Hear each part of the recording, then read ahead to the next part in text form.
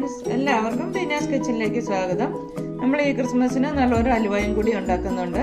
അപ്പം നമുക്ക് കേക്കും ഹലുവയും ഒക്കെ ക്രിസ്മസിന് എല്ലാവരും വന്നു കഴിഞ്ഞാൽ ഗസ്റ്റൊക്കെ വന്നാൽ കൊടുക്കാൻ പറ്റിയ ഐറ്റമാണ്. നമുക്ക് ഈ പ്രാവശ്യം ഗോതമ്പ് കൊണ്ടൊരു ഹലുവയാണ് ഉണ്ടാക്കുന്നത്. നമ്മൾ അതിനുവേണ്ടി ശർക്കര, നമ്മൾ കറുത്ത ശർക്കര എടുത്ത് ഈ കപ്പിന് 1.5 കപ്പ് ശർക്കരയാണ് ഇത്. അത് നമ്മൾ ഒരു 1/2 കപ്പ് വെള്ളം ഒഴിച്ചിട്ട് ഉരുക്കിയെടുക്കണം. ഉരുക്കിയെടുത്തിട്ട് ഇത് അരിച്ചിട്ട് വേണം ചേർക്കാൻ. അതൊന്ന് ആദ്യം ഉണ്ടാക്കി തണുക്കാൻ വെക്കണം. പിന്നെ നമ്മൾ 1 കപ്പ് ഗോതമ്പ് പൊടി എടുത്തിട്ടുണ്ട്. ഒരു 2-3 ഏലക്ക പൊടിച്ചെടുത്ത് വെച്ചിട്ടുണ്ട്. കുറച്ച് കാഷ്യൂനട്ട്. ഇപ്പം നമ്മൾ 1/2 കപ്പ് നെയ്യും എടുത്തിട്ടുണ്ട്. ആദ്യം തന്നെ നമുക്ക് ഈ ശർക്കര ഒന്ന് ഉരുക്കി മാറ്റി വെക്കാം. അപ്പോഴായിരിക്കും അത് തണുത്ത് വരുന്നത്. നമുക്ക് ഉരുക്കി ഒഴിക്കാൻ വേണ്ടി നമുക്ക് ശർക്കര ഉരുക്കിയെടുക്കാം.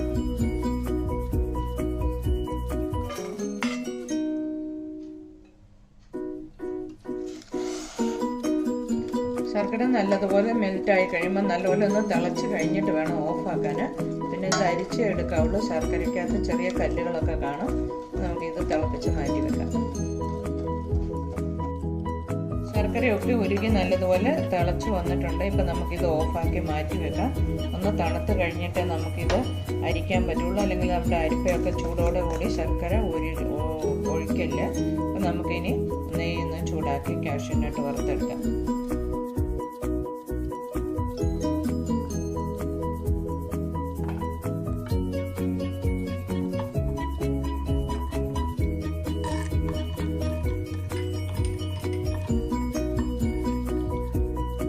കാഷ്യൂനട്ട് വറുത്ത് നമ്മൾ മാറ്റിയിട്ടുണ്ട്.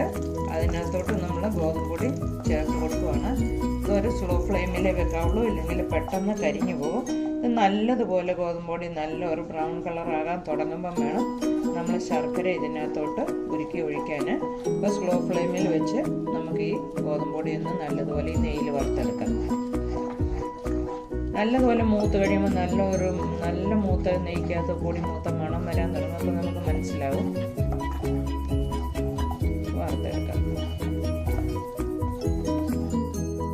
ഗോതമ്പ് പൊടി ഇതുകൊണ്ട് നല്ലതുപോലെ മൂത്ത് വന്നിട്ടുണ്ട്. ആ പച്ചമണമൊക്കെ മാറി നല്ല ബ്രൗൺ കളറായി വന്നിട്ടുണ്ട്. ഈ സമയത്ത് നമുക്ക് ശർക്കര ഉരുക്കി അത് അഴിച്ചു കൊടുക്കണം. ഇനി ഇത് നമ്മൾ സ്ലോ ഫ്ലെയിമിൽ തന്നെ ഇളക്കി നല്ലതുപോലെ സൈഡിൽ നിന്ന് നെയ്യൊക്കെ വിട്ട് വരുന്ന പാകമാകുമ്പോൾ നമ്മുടെ ഹലുവ കറക്റ്റ് ആകും. നല്ലതുപോലെ ഇളക്കി നമുക്ക് കുറുക്കിയെടുക്കാം. അപ്പം നമ്മുടെ ഹലുവ നല്ല കറക്റ്റായി വന്നിട്ടുണ്ട്. നെയ്യൊക്കെ ഇതുകൊണ്ട് തെളിഞ്ഞു വന്നിട്ടുണ്ട്. ഈ സമയത്ത് നമുക്ക് ഏലക്കപ്പൊടി ചേർത്ത് കൊടുക്കാം. അതിൻ്റെ കൂട്ടത്തിൽ തന്നെ നമ്മൾ കാഷ്യൂ വറുത്ത് വെച്ചിരിക്കുന്നത് അതും കൂടി ചേർത്ത് നല്ലതുപോലെ മിക്സ് ചെയ്തിട്ട് നമുക്കൊരു ബൗളിലോട്ട് മാറ്റിയെടുക്കാം. നമ്മുടെ ഹലുവ, വീറ്റ് ഹലുവ നല്ല റെഡിയായി വന്നിട്ടുണ്ട്. നല്ല ടേസ്റ്റാണ്. ഈ ക്രിസ്മസിന് എല്ലാവരും ഇതൊന്നും ഉണ്ടാക്കി നോക്കണം. നമ്മുടെ കറുത്ത ഹലുവ അരിപ്പൊടിയും കൊണ്ടുള്ള ഹലുവ ആണെങ്കിലും നമ്മുടെ ചാനലിലൊന്ന് കയറി നോക്കിയാൽ കാണാൻ പറ്റും. അതാണെങ്കിലും ഉണ്ടാക്കാം.